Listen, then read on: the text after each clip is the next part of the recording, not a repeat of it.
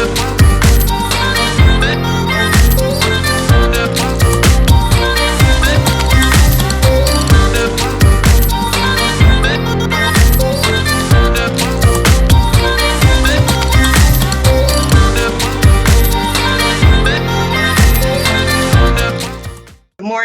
morning, good morning, and thank you for joining me on another episode of the Roundtable Talk Show. I am your host, Sharifa Hardy, and I have an incredible show for you today. I was speaking with the guests backstage, and I already know it's going to be exciting. We're going to make two new friends, and we have two returning guests. So this show is going to be hot. And I'm going to tell you what I always tell you, even though I haven't told my guests. There are two shows you don't want to be on. That's my Monday show and my Friday show. Mondays, I've had way too much sleep. Fridays, I haven't had enough sleep. So only the good Lord knows what I'm about to say. So you definitely want to go out today and be an evangelist for the Roundtable Talk Show, because there's someone in your network, in your neighborhood, maybe your spouse, someone in your house. I don't know. Maybe it's a coworker, but there's someone who needs this information. They need to learn about business, how to be successful, how to improve their lives. And they won't have this information unless you go ahead and share the show with them.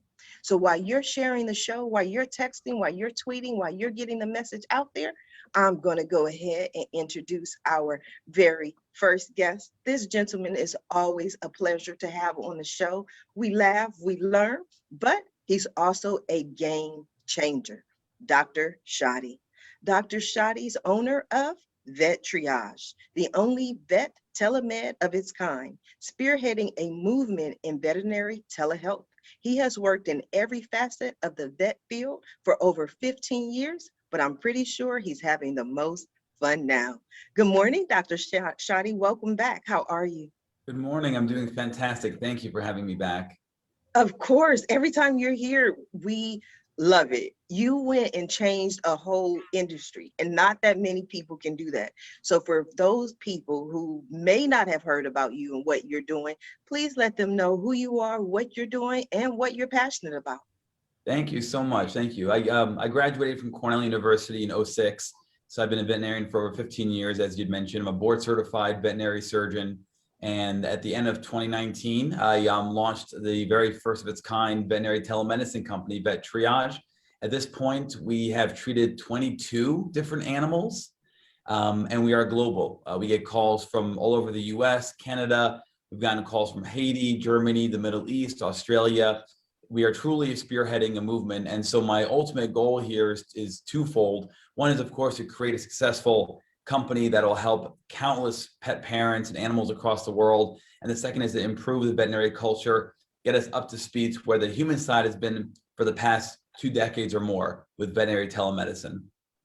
Okay, so for those people who may not be absolutely crystal clear on what telemedicine is for pets, would you please give them an idea? Absolutely. Telemedicine in general is a term utilized to describe a video interface where a patient, or in my case, a pet parent and their pet will discuss the medical nature of the patient with a doctor at another distance. And so ever since the pandemic, telemedicine has become a hot topic. Everybody knows that word now. It's a household word, whereas prior to the pandemic, nobody really talked about it, although it did exist since the 80s. So telemedicine has been around for a while. The veterinary community has been very slow to adopt this mode of health. And so now we've taken that and brought it to a level that's never been seen before. As of yet, I'm the most experienced televeterinarian in the history of veterinary medicine. I've exceeded 5,000 cases, treated the most number of different animal types with it. And like I said, we're global. So it's been an absolutely exciting ride, but that's what telemedicine is. The ability to talk to a physician, a doctor, a caretaker through video interface. And in my personal opinion, it should be live in real time, video, audio. So Dr. Shadi, one of the things I've been told is over this global pandemic, over the last year, the rate of pet adoptions has just increased. Mm-hmm. Have you seen a need for more of your services during this time frame as well? With all these new pets, people have no idea what to do if something goes wrong. Absolutely. I mean, just to give you some background, there are millions of animals that are euthanized every year because of overpopulation and lack of medical care. The pandemic definitely created a boom in adoptions. And so what that's caused is that veterinary clinics can't fit pets in for weeks, if not months. You can't find a vet. And if you go to an emergency clinic, the wait times are 6 to 8 hours plus. And in some states, they were turning away critical patients from their ICU. So there's clearly a imbalance between the number of animals that are being cared for and the access to veterinary care. What telemedicine allows is to take a certain demographic of folks who have pet medical issues and try to steer them away from the brick and mortar, not in a competition mindset, but to allow the brick and mortar facilities, the regular hospitals, to take care of those things they can take care of with their hands, and allow telemedicine doctors to help pet parents virtually from a distance. So it's a different tool that can be used for pet parents and for doctors to try and help the animals that are in great need of medical attention. I love it. Maybe it's something that can be franchised. I don't know, but we're going to have the king of franchises up next, Mr. Tom Scarda. Tom is a certified franchise expert, CFE. He was the #1 franchisee of the year with his first franchise concept and failed miserably in his second franchise. The lessons learned from failures is what makes him such an expert. Tom is the author of several books, including the #1 bestseller, Franchise Savvy. He has helped more than 1,500 people figure out if franchising is for them since 2005. Welcome back. Good morning, Tom. How are you? It's a pleasure and an honor. Thank you so much for having me back. I love when you was here the last time as well. You gave great tips and great comments to everyone else. And I started to look at life and business more from a franchise perspective. I'm like, Tom, we can franchise this. What did you think about what Dr. Shadi was saying? I love the idea, and I have to say it's cutting edge and it's personal to my heart. It's because I have a podcast called the Franchise Academy, and I give a lot of exposure to franchise companies and franchise service businesses. And I don't ask for a fee or something to be on, but I do request that people make a donation to a charity. And two of the 4 charities, one is the Humane Society, and the other is North Shore Animal League, which is a no-kill shelter on Long Island where I used to live. Interesting. Yeah. So tell us about you, Tom. What's going on with you since the last time we spoke? Well, it's been busy as all heck, and I am excited about it to just be able to help people figure out what their next steps are. Typically, people have always called me because they were frustrated with their career, or they wanted to just make a change, frustrated. But people are calling me now and saying, hey, I've been home for like a year working from home, and I got a taste of freedom, and I don't want to go back. I don't want to go to the commute and sitting in a cubicle all day. And so can you help me make that change? And that's what I do, is help people transition from signing the back of the check to signing the front of a paycheck. I like that. I like that. Okay, we may have to franchise the Roundtable Talk Show. I don't know what that looks like, but I'm pretty sure Tom can figure it out. We can definitely figure that out. What are you passionate about? What are you passionate about, Tom? There's business passion, there's personal passion. So in business, I'm passionate about helping people get out of their comfort zone. Because I always, I share with folks as they go through the process of learning about franchising, and I have a whole platform that teaches everything. I just actually dropped a course, which is a masterclass online, 45 videos on how to choose a franchise, A to Z, everything that you need to know. And at the end, the choice is not franchise A or franchise B, but your choice is the choice between uncertainty or unhappiness. Most people choose unhappiness, and they stick with, the stupid boss and the commute and, having to travel around the world for their boss and not for their own pleasure. So I help people kind of get out of that rat race and do something for themselves. Do you feel that business owners tend to fight the idea of franchise? Well, it's interesting. So there's a big difference between an entrepreneur and a business owner. So an entrepreneur is someone that has an idea and they fight for it, like kind of what you're doing with the show. You know, God closed one door, you opened up a window, and maybe several windows now. So you have a platform, and so you could make that kind of change. Other people want to make the change and just own a business, but they don't have the idea. And so a franchise is a business with training wheels. So you don't need to have the business idea. You just want to have the experience of owning the business, and they have the kind of the blueprint, and you plug into the blueprint and expand it in your part of the world. Interesting. I don't know. Maybe we need to speak to someone about innovation. Tom, I'm going to come back to you. I want to go ahead and introduce our next guest, Dr. Michelle Knights. Dr. Michelle is an innovative thought leader, professor, strategist, transformational, and peak performance coach, author, and international speaker. Her work has impacted individuals and communities around the world.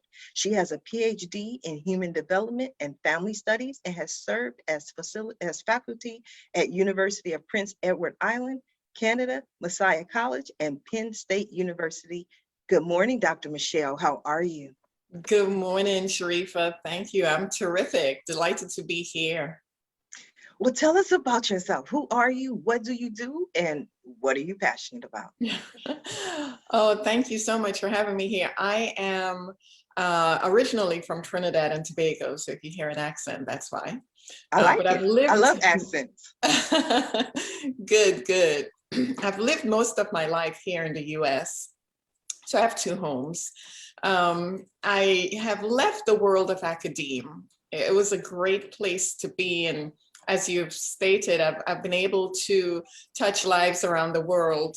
But I wanted to do something even bigger than that. I wanted to have impact in people's lives without borders. So I left the boundaries of an institution of academia, and now I'm in the entrepreneurial space, really using the same skill sets of understanding human development, of family-focused work to impact the lives of men and women. For men, we have an herbal product. It's got 21 herbs in it, and it helps increase overall blood flow, vitality, energy, strength, and libido. Now, when I speak of the benefits, usually all men here, or people in general, is the libido part, right? And I get it, I understand. But it really is about overall health and wellness. And I usually tell people it's overall health and wellness with a performance benefit. This is something that our CEO has manufactured and formulated himself. So we are hands-on with every aspect of this, and it's because it's embedded in a fundamental principle from which everything we do emerges. And so that's the 10 life values. And so then with the woman aspect, I've been building a platform focusing on mothers and increasing your feminine energy and those kinds of things. What's the name of the company? So A Game Herbal is the company for the male product. And then for women, it's the courage to continue. I like that, the courage to continue. And you got to be on your A game, because nobody wants your C game when they're dealing with you. So, absolutely. What made you decide to become an entrepreneur? What made you decide to go into products? Well, I've always had a foundation for entrepreneurship. So in this tiny little third world country of Tobago, I lived and grew with my grandmother. So early formative years being influenced by my grandmother, and her husband passed away and she had 12 children to raise.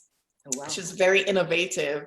And one of the early memories of entrepreneurship was she was able to find a deep freezer.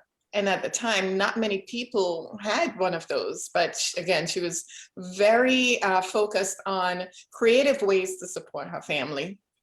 And then, so she got these empty ice cream buckets. You know, it's a hot tropical place.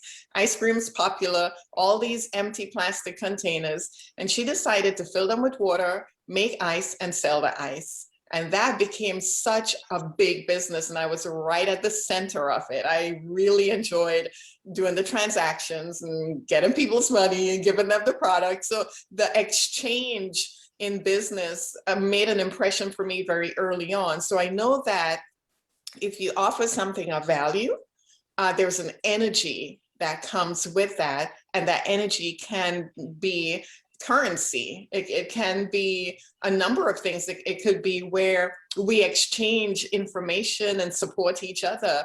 But I really like that reciprocal part of what business looked like as a child. So then once I got into, getting my Ph.D. and working as a professor, that was very purposeful, very intentional, but I felt like there was something more I needed to do. And that something more was to have something of my own. So I revisited the whole entrepreneurial basis and foundation of my life, and it's been a blast. It's been wonderful. Wow, you've answered so many questions and actually presented some questions I love to ask the other guests. But before I do that, I want to go ahead and introduce our next guest. This young lady is incredible, Miss Angelina Arena. Angela is the founder and chief executive officer of Kind Lab, a plant-based wellness company with a mission to empower older women by putting their self-care first so that they can cultivate the lives they deserve. Good morning, Angela. How are you? Good. Thank you so much for having me. Thank you for being here. Tell us about yourself. Who are you? What do you do? And what are you passionate about? Sure. So my company is primarily focused on natural wellness, but a key ingredient that we include is hemp, which is part of the cannabis family of plants. Hemp and marijuana are both in that family of plants. Unfortunately, today, it's so much easier to have the conversation. But when I first started on my journey 5 or 6 years ago, I mean, people would just really giggle if they heard even the word hemp, which does not have the THC in it, which marijuana has, that makes you very high. But I'm one of those people that I don't like to take Advil. I don't like to take anything like that. And so natural wellness has always been extremely important for me. And as I started entering, my mid to late 40s, I was like, wow, there's just not a lot of solutions that work for, the 40 plus women that are also natural. And, started experiencing more, you go into your doctor and you're saying, I'm having problems with this or that. Well, it's just because you're getting old. It's like, well, that's not, I don't that. And I in my mid to late 40s, like, I still have a lot to give, and I'm still a relevant society that can. So, in addition to some of the personal problems I've, with the. Wow, being 45, I can definitely tell your body changes over time. Things are changing, things are up, things are down. I can definitely understand. I can definitely relate, Angela. Yeah, so it was a big part of discovering, health and wellness for women changes so much over time, and coming up with solutions that were, potent and powerful, plant-based, helping women understand that it is the right thing to keep your own cup full, because when you don't have enough else. So prioritizing your own wellness, having the ability to natural wellness by educating people, and then focusing on those issues that are, wellness issues that are kind of affecting the quality of life, women 45 plus, and making solutions specifically for those women. Very interesting. I'm going to come back to you, Angela. Tom, one of the questions that I've been asking, I was kind of interested, and one of the things I really like about what Dr. Michelle had to say was it seems when she started talking about this encounter with her grandmother and what she saw, she just lit up. Everything she saw, she, loved being an entrepreneur. Do you consider yourself a serial entrepreneur, Tom? I don't know that I'm a serial entrepreneur. I'm more of a risk taker in business opportunities. Is kind of how I feel. And I just have to mention, it's so funny what Dr. Michelle was talking about in regard to her grandmother and ice, because when my grandfather came over from Italy to Brooklyn, New York, he started an ice company back in the early 1900s. Oh, wow. Wow. That was, what's that?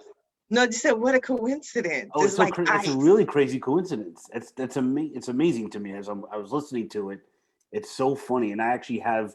I don't know if you've ever seen the old ice tongs that you would pick up blocks of ice with. I Yes. still have some that were my grandfather's from 60, 70 years ago, I guess it is now. Wow. And so it's just interesting. But we're influenced, I think, a lot, obviously, by people who go before us. And Yeah. and so I grew up in a very blue collar family where my father was a police officer. Even my wife was a police officer, and her parents were in civil service in New York City. But I always had this entrepreneurial spirit, and everybody said this related to my grandfather, who started this ice company back in like 1925 or whenever it was. And I feel that it's not serial entrepreneur, but more of it's about taking risk, and it's all about choosing the uncertainty, because that's where the magic happens. And I'm here for a short time, and I want to have magic, and I want to help people create magic. Oh, that's wonderful. I love it. Dr. Shadi, what about you? Were you a serial entrepreneur? Was your family into being entrepreneurs prior to this journey for you? My father worked for an Allstate insurance company for a quarter century, ran his own office. And so I always saw how one individual can just run the show, do all the things, wear many hats. And I thought, boy, that's impressive. He's obviously one of my role models. And as I went through my veterinary education and then my early career, kind of working along, fitting the mold, doing what I'm doing. And I just always thought, boy, this is great. But at some point you end up hitting like a plateau. You plateau in your growth. And I'm talking about like intellectual growth and skill sets, not necessarily financial. And then it just so happened that my career kind of converged into this one moment where my last opportunity prior to vet triage was being part owner of a large hospital. My first time ever really owning something. And I thought, boy, you know what? I really kind of want to do my own thing, be my own boss, and just run this show. I know this career inside and out. And I've been working on this idea of telemedicine for 3 or 4 years. It was not inspired by the pandemic. So it just seemed like the right time to do it. And vet triage seems to be the culmination of all of my skill sets that I've acquired over my 40 years of life on this earth. And so it's just been a fantastic ride, obviously very difficult, but fantastic, because as Tom is saying, although we're so used to hearing about businesses popping up, and when actually you're doing it yourself, it rocks your world. You're putting your all into it. You got everything into it. Money, time, emotion. I mean, it's literally blood, sweat, and tears going into this thing. And there's no way to do it, no way to half-ass it. Can I add something? Absolutely, Tom. So, Dr. Shadi, I love what you're saying, and it's so true. So many people start a business, get into it, and then realize like, oh my God, what did I get myself into? I'm wearing 17 hats and making less money than I did when I was working this job that I hated. There's a great book. I don't know if you ever got a chance to read it, but for everybody who's on the show today, The E-Myth Revisited by Michael Gerber. And he talks about systematizing businesses, because what happens for most business owners is, you're a great car mechanic and you're fixing cars, and one day you wake up and you're like, why am I working for this jerk? I could do my own cars, right? And you go and you start your own garage and you're working on cars. Some people follow you over and you have a little client base, but you're fixing cars. You're not running a business. Right. And that is why people plateau, is because they just are not doing the marketing. They're not hiring people. They're not working with a business coach to help get to the next level. And that's really what needs to be done in order to be successful, because we know how to do what we do, right? We're the technician, but we're not the business owner. And there's no way to really learn it unless you do it, but you need coaching. Yes. Angela, I'd love to hear your thoughts. Yeah, so it's interesting, they say so many new businesses are started by people who are 40 plus. And I think people do get to a point in their career where they're like, wow, I feel like I have so much more to give, and I start to see where that ceiling is, and that's not a ceiling that I want. And so people do start to, that trigger goes in your head, like, I want to do more, and I want to be more in charge of my destiny, which is why I think at a certain point when people, you have the skills and you start to, that little piece of, maybe in the back of your mind saying, oh, I don't know, this isn't such a great idea. You're like, well, start to see that my career is going to hit this ceiling. Why not just make the jump? But it is a lot of work. A lot of people say, like, how do you do it? And it really, it has to be something you're passionate about, or, putting in that amount of energy, that blood, sweat, and tears is, it's a big sacrifice, personal sacrifice. And it is a nonstop roller coaster. I was talking with a bunch of entrepreneurs, and it's like we always say, part of my French, it's a nonstop ass kicking. And you really have to be very passionate in order to stay focused and to keep going. And because the most successful entrepreneurs are the ones that didn't give up. Yes. Dr. Michelle, what are your thoughts?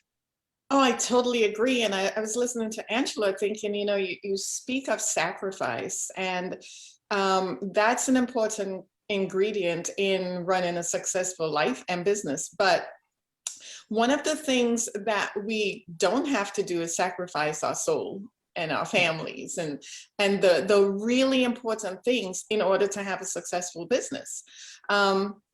We are really delighted to teach men and women we work with the principle of the 10 life values. And those are, the first one is spiritual. And that's because it covers every other life value. Wherever you are in that space, it helps to ground you and creates that true north for you as you navigate life, right? So there is spiritual, health, family, appearance, dwelling. Those are the first 5. And they're unique because they deal with who we are on the inside, the nature of our character, what we take to the grave. The other 5 are mobility, education, profession, leisure, and wealth.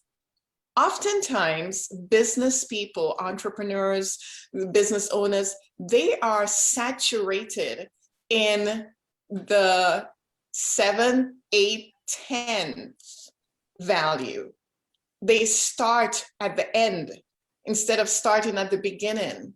If you start working on yourself internally, and I'm speaking for myself first, but it's a principle, it's a success principle that's critical in life, so that when we are sacrificing, or that when we are building, we are also maintaining a focus of the most important things in life. What's the point of having built this empire and you're the only one standing in the empire? Right. You have no friends, you have no family, you have no spiritual basis, you have nothing. You Right.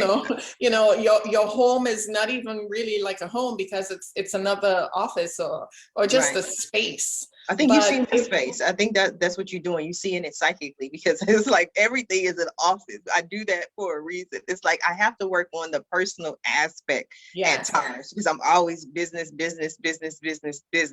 So yes, mine definitely look like an office. Angela, what do you do for self-care so you don't get so focused on the business aspect? So one thing I do is I try not to work out of the home, even though it's so hard as an entrepreneur, because it's so easy to pick and look at your email and check things. But I do really try to physically separate my home and my work. Fortunately, I'm able to do that just because mentally it does give me that really clear break. So I have, even though obviously everyone's working from home right now, I had a retail storage. Unfortunately, with COVID, all my business moved online, so I closed that. But now I have a small office space. When I'm at the office, I'm at work, and that is where I really focus on things. And I have this rule that I've implemented recently is I don't check email after 8 p.m. Because as you know, you get some zinger in the email and then you're up all night like, oh God, oh God, oh God. And so now I really, really try when I'm home to just not check that side of things, because I sucked in so easily, and it's so easy to do, and it's so important to you, and it's your baby. That I really try to make that clear break, just so when I'm home, I really can focus on my family, because it's really easy to start working 24/7. But ultimately, like what I preach is radical wellness, is taking care of yourself so you can be there for your family. And, that's something I'm trying to, practice, take my own advice and practice that on my own. That's interesting that you said that, because one of the things I did a few months back was I completely removed my work emails from my cell phone. So they're on my laptop. So in my mind, I have to go to work to read the emails, because they were just going off, and then like I just respond to them 3 a.m. It's like I didn't have that moment to break. Tom, you're smiling, Tom. What are you thinking? I think that's a brilliant idea, to just take your work email off your cell phone. I did. I mean, I think I need to do that. Everyone didn't like it, Tom. I'm telling you, and not everyone liked it, but I had to reset with the boundaries and also their expectations of the time I can respond. If you go to any other company, you allow at least 24 hours for them to get back to you. But because people were so used to that instant gratification of they send me an email, Sharifa always gets right back to you. I said, you know what? I'm going to separate personal life and work life. And now I have so much more fun. I have so much more fun. I mean, I have a friend who has on his email on the signature line saying, I only answer email twice a day. 4 a.m. and 8 a.m. and 4 p.m. Yeah. And so that if you sent them an email other times, you're not going to hear for 8 hours or possibly 16 hours. And I think that's a smart way to do it. And I love what Dr. Michelle said also about spirituality. I think it all starts with that. And there's an old saying that goes something to the effect of, you never find an atheist in a foxhole. And I feel like you never find an atheist in business either, especially in the first year. Yes. There's a lot of praying going on. I like that. It's interesting that when you're speaking, I hear, you talk about business while I read this sign behind you, and the thing that stands out is faith, and I've just been noticing that as you spoke. See, it's one of the most important things. Dr. Shadi, how are you getting along working from home? Are you separating business, pleasure? Yeah, I mean, having always been on the floor in the clinic setting, not until I launched my company did I know what it was like working from home. In fact, I always thought that people that work from home are kind of, it's a joke. How do you stop yourself from just sleeping in and kind of doing some of your work, not everything? Who's watching you? Who knows? It's Right. home.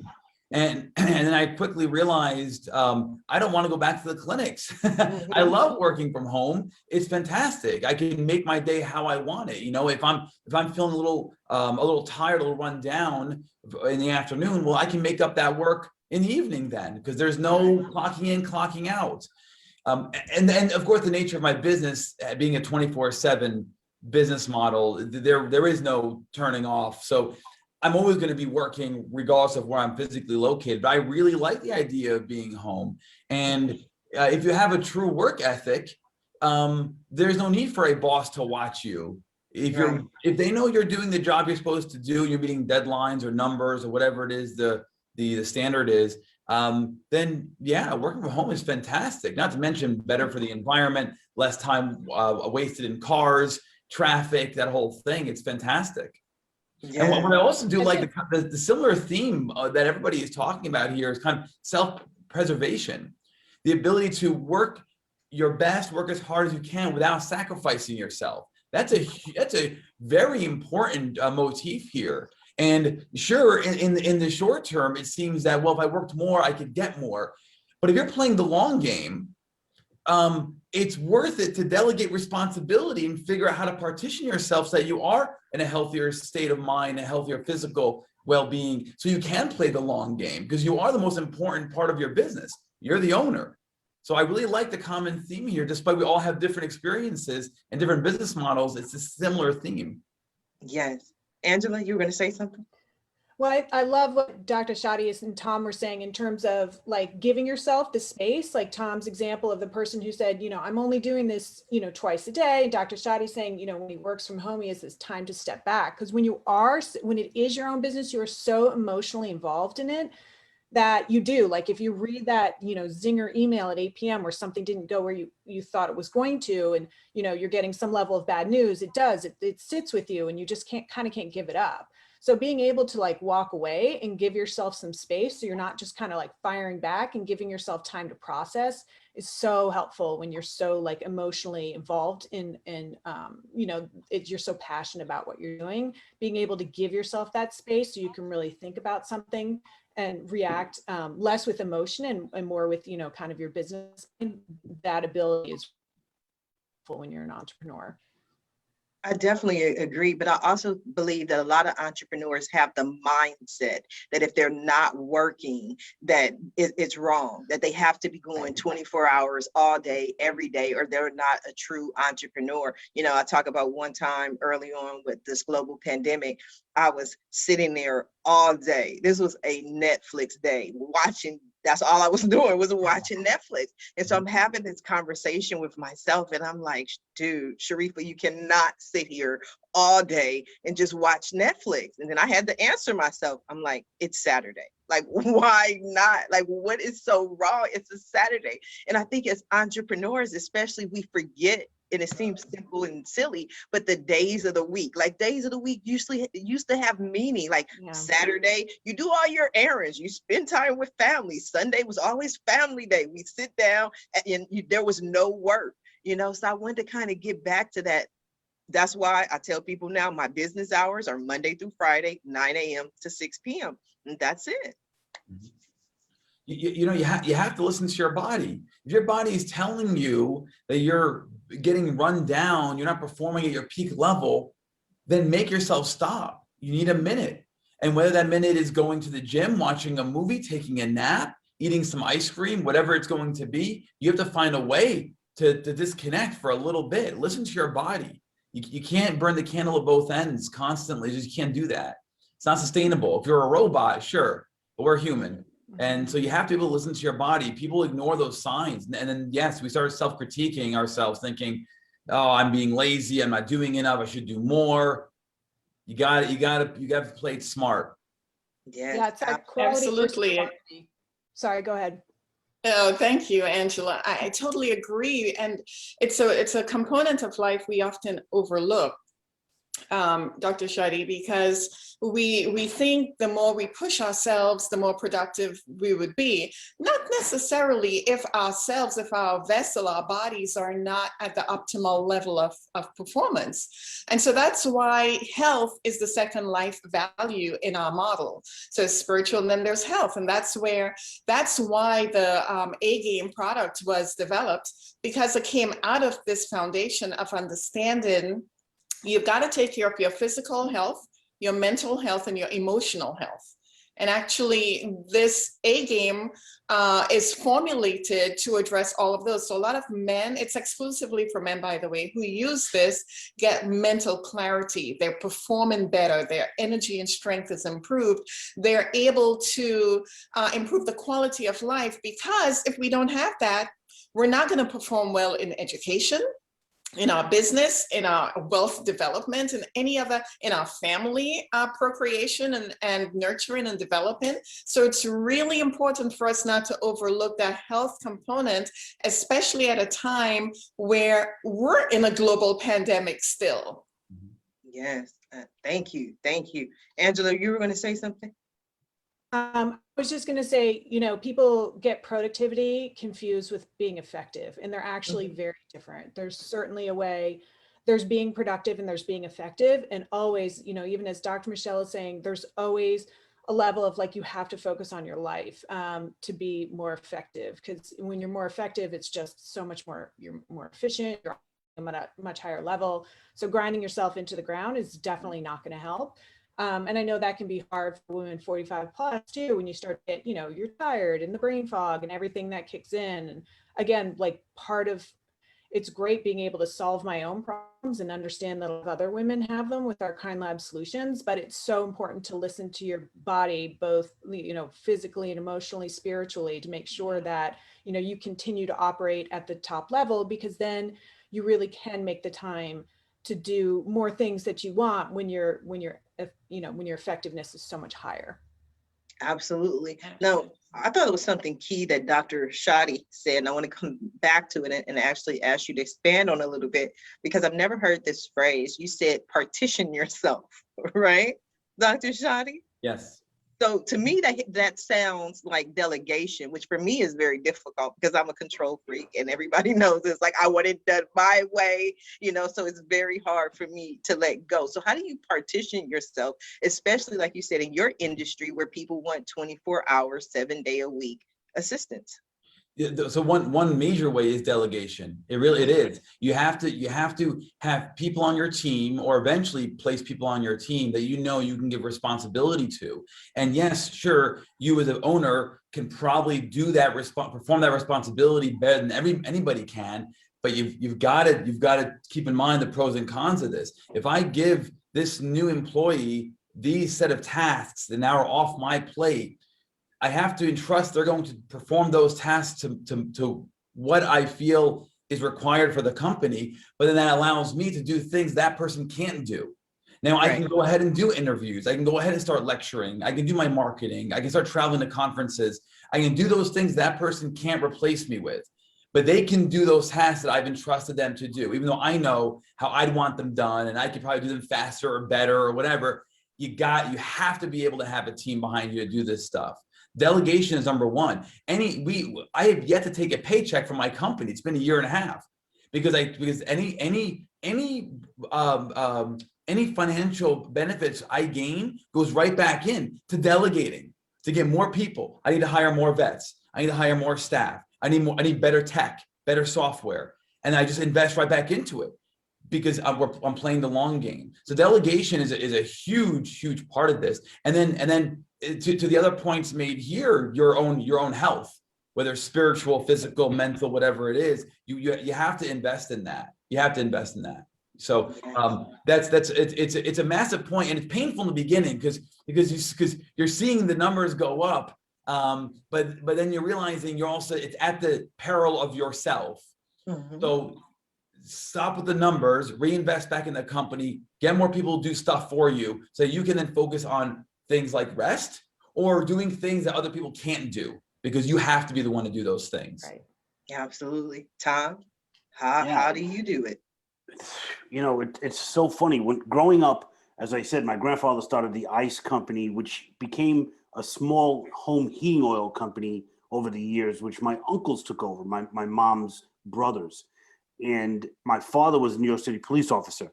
And so he had shift work and he would be home all the time. He would, have a couple of days on, a couple of days off. He was always around for me and my brothers. And he would say, you could have time or you can have money, but you can't have both. Oh, wow. And I always thought that was gospel until I realized you can have both if you delegate, if you put in systems, if you... Mm-hmm. So my motto is, when I look at a situation in my business, can I delegate it? Can I automate it? Mm-hmm. And if not, can I eliminate it? Mm-hmm. Say that again, Tom. Tom, we want to hear that again. We having church up here today. So you gotta delegate first. Then, if not, maybe you can automate it, which is even better. And then, if not, maybe you should eliminate whatever that problem is. So it's about systemizing your business. Mm-hmm. And you also have to think about self-preservation, which I call pay time and no pay time. Mm-hmm. Meaning that, during the day, 9 to 5, whatever hours it is for you, Dr. Shoddy should be talking to, pet parents and not doing a newsletter and not doing, that kind of work that could be done off hours. So you have to really systematize that part of your business as well, and always have that separation between when I could be making money and doing all the things I really need to do. I know, but it could be done off hours is a really important piece of the puzzle, in my opinion. Do you believe when you say that the whole franchise model is the ideal way to do that? Because if you obtain a franchise, all the thought, all the systems, all the processes are already in place for you, and you don't have to necessarily figure it out, especially not alone.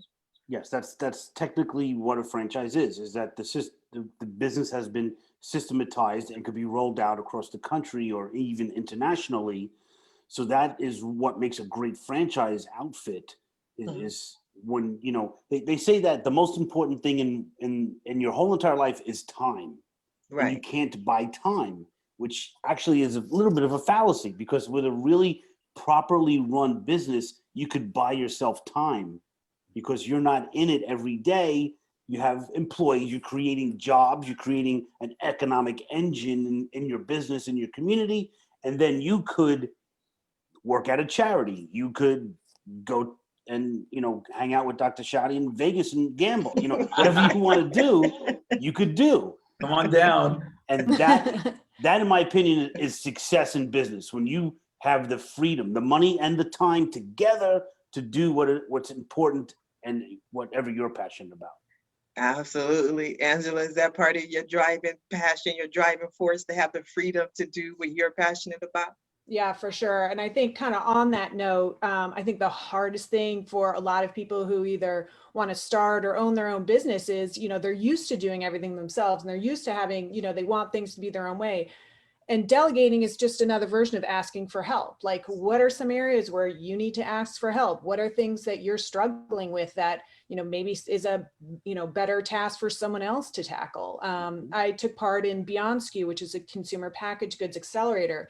It was unbelievable and really just like made me learn, like, I'm okay at marketing, but there are people who are so much better than me. And so why it makes much more sense for me to pay them to do such a better job. And in 2 or 3 months, you know, your revenue catches up to that. And then they're paying for themselves, if not more. So, you know, as Tom is saying, it's great to have that infrastructure behind you where you have that support. I can see where a franchise would be a phenomenal opportunity to train yourself if you want to become, you know, a founder or an entrepreneur yourself. But you know, asking for help is super important. There's no reason you have to run this alone. Even if you are this, you know, you are a solopreneur, you're not alone. There are other people, there are resources like accelerators, like, you know, even groups like this to have other people to bounce ideas off of is really invaluable, or you really do start to feel isolated, which is, you know, which then you struggle with as well. Yes, absolutely. Dr. Michelle, one of the things that you talk about is the organization that you work with. This is a team environment, so you're not forced to have to learn everything and come up with everything yourself. Absolutely. Collaborations are where it's at today. If we don't find a way to stop competing as much and start collaborating more, we're not going to have the strong networks and even the level of success that's possible for us. I think it was really well stated by Tom when he spoke about, you know, delegation and automation and elimination, those kinds of things, because even though we're in business, we aren't to do everything by ourselves. It's just the foundation of a really solid entity is not going to thrive just with you doing everything. Now, you can be the visionary and the brain power behind what's happening and the energy and, you know, really continuing to motivate and inspire and, you know, maybe even bring in the real tangibles. But to think that your one person show in every aspect of that business, it will hold you back. Yes. Absolutely. Now, does that mean that you shouldn't know every aspect of that business? No, you should. You should be able to put your hands on everything from the manufacturing component to the packaging to receiving orders and fulfilling those orders and doing customer service and finding out where the issues are and, you know, problem solving that. You should be competent in every aspect of your business. But so then when you do outsource, or when you do have somebody touching that part of the business, you know that it's being done properly. Yes, absolutely. Now, one of the things that I found interesting, Dr. Shadi, about your business that we haven't discussed today, but we discussed on a previous show, was what Dr. Michelle talked about in the whole collaboration, is that you work with a lot of the hospitals and a lot of the doctors and say, look, your office closes at 5 p.m. We can take those calls from you. Correct, Dr. Shadi? Yeah, so we started as we were doing our research, and then of course through our launch and then our growth, we realized that vet triage functions in 4 different capacities. One is the direct to consumer, which is your pet owner that just finds you organically or and then utilizes your service. But the other 3 are rescue organizations. So Tom, for example, we just recently partnered up with the Humane Society of Silicon Valley. And I worked very closely with North Shore when I was practicing in Long Island for almost 10 years. So I have a huge admiration for rescue organizations. We've created our own platform on the back end for rescues to be able to tap in, and it saves them thousands of dollars. And we all know part of animal rescue is budget, money. So if we can save them money, then they can do more things to save more animal lives. So we work with rescue organizations. And the last 2 categories are general practitioners to help out with after hours answering service when they're closed because they're not 24 hours, to give their clients peace of mind, to avoid them self-diagnosing. And the 4th is emergency specialty hospitals. The emergency hospitals have the long wait times, and those are emergencies, but not every case that comes through is an actual emergency. A lot of those can be given Band-Aids to wait for their veterinarian to open in the morning or next week. And so we'll help with case allocation in those situations. So we work with, thank you for mentioning that, Sharifa. We work with hospitals across, well, right now, North America, to help them give their veterinarians quality of life, so they're not always on call or stressing about the clients, give clients peace of mind so they don't do self-diagnosis and potentially dangerous things to their pets, and then give the veterinary staff in the emergency hospitals professional quality of life by allowing them to see those cases that should be seen in person. And we'll take care of the ones that are fairly straightforward or easier, kind of patch them up and send them back to their vet so that they can focus on the critical ones. So it's been an amazing effort. And now more recently, we're working with military to help train the canine unit virtually, or to help in disaster situations where if you need a veterinarian on site, why bring the veterinarian into that disaster zone? Do it virtually. And so that's another frontier that we are literally on the forefront of as well. Again, the only company to do this kind of stuff. So I love it. So thank you for mentioning that. Of course, I pay attention to my guests. I take notes so that I can remember things that the audience needs to know. I think that's very important. Yeah, you're doing a great job, Sharifa. I do try. I learn a lot. That's why I ask so many questions, so I can bring it up in the future when somebody's looking for somebody to help with their pet. It'd be like, Dr. Shadi got you. Just go to pettriage.com.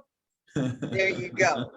Now we are coming down to the last few minutes of the show. And what I love to do at the end of every show is just simply allow my guests the opportunity to speak directly to the audience, to everyone who is watching this show live, as well as everyone who is watching in the archives, and let them know what you want them to take away from your appearance here today.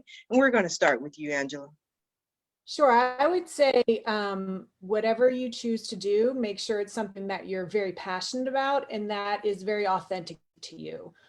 Because the more authentic you can be, the more strongly you are able to convey, not only by your words, but by your life action, of what is really important to you and what is really important to your brand, and really just be able to embody that brand. And I know a lot of other people have brought up a couple of instances, but the idea of giving back, I know Tom brought up some specific examples, and Dr. Michelle's talked a lot about spirituality and being passionate. Giving back could be, it's such a rewarding way to be able to say, you know, kind of spread the love per se.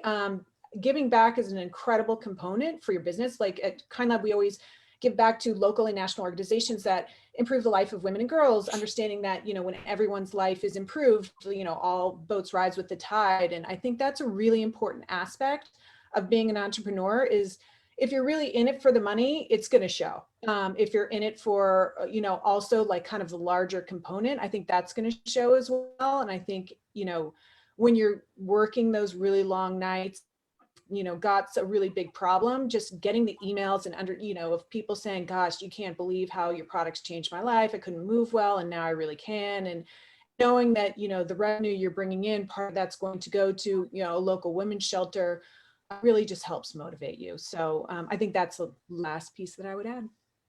Yeah, I think that's very powerful. It's always important to give back. Thank you, Angela. Tom, what do you have for us?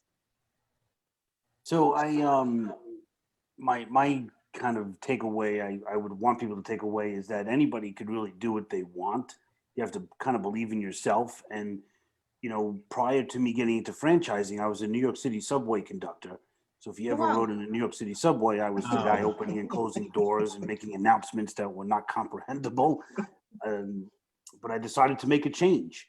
And it was scary, really, really scary. You know, I had a mortgage and small kids, but I took a chance, I took a risk, and I was able to build a great smoothie franchise, sold it, did well.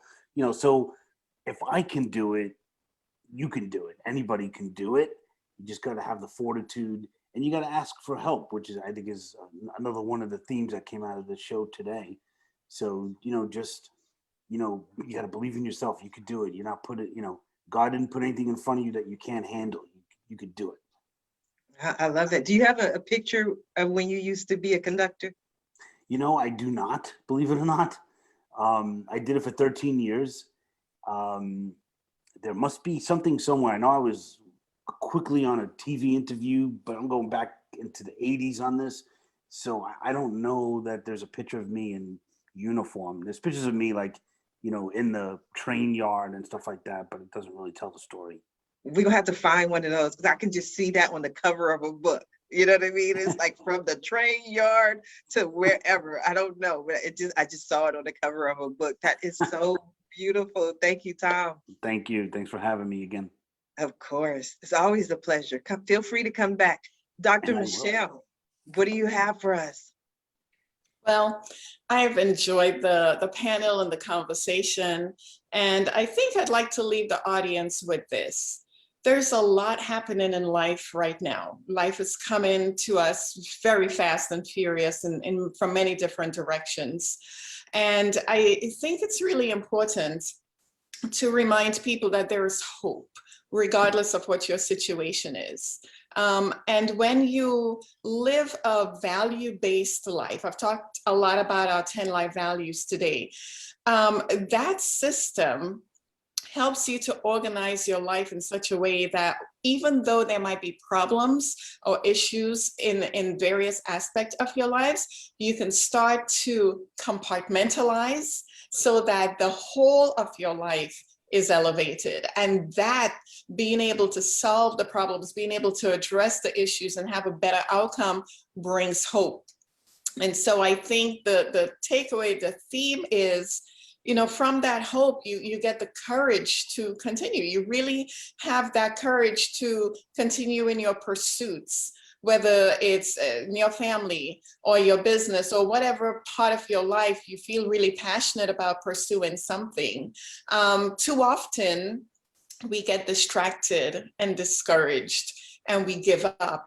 So to have that push to continue, you've got to have systems and order and structure to be able to do that. And our 10 life values really provides that for people. We talked today about not going alone, not doing it alone and asking for help. Well, if I can talk to female entrepreneurs for a moment, when we are running businesses, we're activating and tapping into our masculine energy a lot. But it doesn't mean we have to sacrifice our feminine energy.